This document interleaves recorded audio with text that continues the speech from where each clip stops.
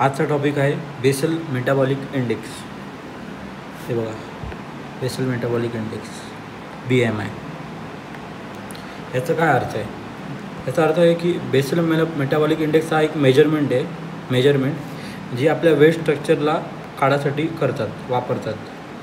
आपण बोलतो ना, जिम ट्रेनर असतात ते बोलतात ना तुमची हाईट काय, तुमची वेट काय. आणि आपण बोलतो काही मुलांना की तुम्ही ओव्हरवेट आहेत, काही बोलतात तुम्ही अंडरवेट आहेत. म्हणजे तुझ्या हाईटच्या हिशोबाने तुझा वेट बरोबर नाही, कमी आहे, जास्त आहे.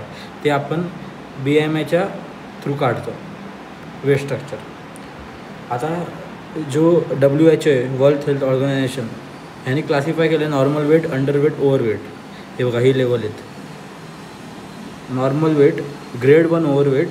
हे बघा, हे grade 1 overweight, grade 2 overweight, grade 3 overweight. जर 18च्या खाली असला तर हा अंडरवेट आहे, म्हणजे याचा वजन अपेक्षित कमी आहे, जास्त. जर 18.5 to 24.9 असला तर हा नॉर्मल आहे. याच्यामध्ये 25 to 29.9 असेल तर ग्रेड 1चा ओव्हरवेट आहे. 30 to 39.9 असेल तर ग्रेड 2चा ओव्हरवेट आहे.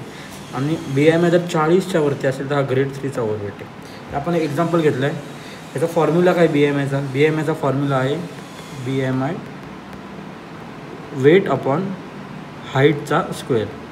आता समज एक्झाम्पल इथे आहे बघा, एक वेट आहे एकाचा समज 95 आणि त्याची हाईट आहे 1.71 मीटरमध्ये घ्यायचं आहे आपल्याला हाईट.